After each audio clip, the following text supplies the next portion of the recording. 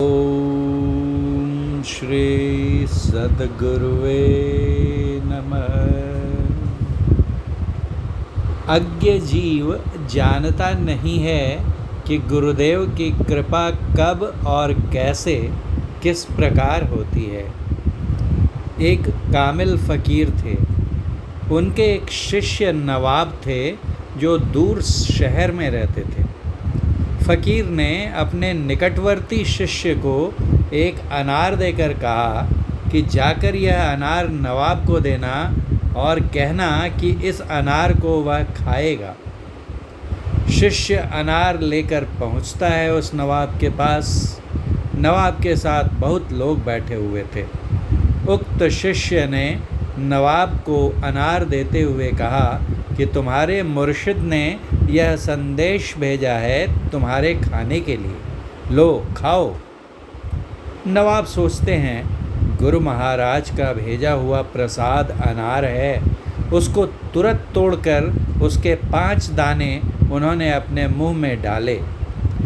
अनार इतना खट्टा था कि नवाब साहब को न तो थूकते बनता था और न निगलते ही। अगर थूकते हैं तो गुरु की प्रतिष्ठा में हीनता होती है। गुरु प्रसाद की मर्यादा रखने के लिए किसी तरह निगल गए। जो शिष्य अनार लेकर गया था उसने कहा और खाओ। 5 दाने खाने में ही तो बेचारे का दम घुटने लगा था। यह कहता है और खाओ। नवाब सोचते हैं ये गुरु महाराज के प्रधान शिष्य हैं, इनकी बात कैसे नहीं मानी जाए। तो 5 दाने और मुंह में डालकर निगल गए और कहा अच्छा पीछे खा लूँगा। इस पर उसने कहा बस, अरे और खाओ। उतने लोग बैठे थे, अब कैसे कहें कि नहीं खाऊंगा।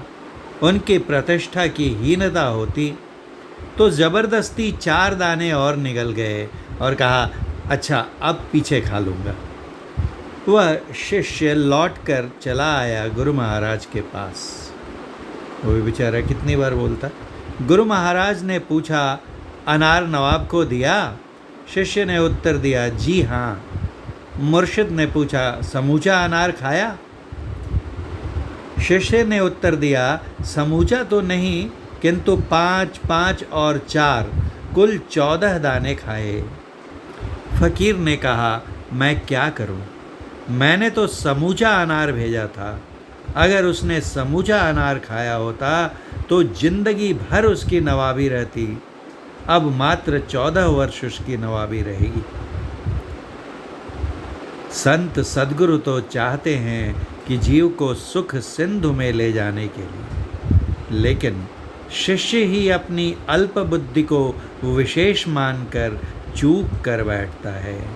कबीर साहब ने कहा है गुरु बेचारा क्या करे, जो शिष्य माही चूक।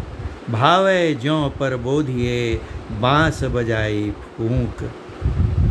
पूज्यपाद महर्षि संत सेवी परमहंस जी महाराज श्री सद्गुरु महाराज की जय।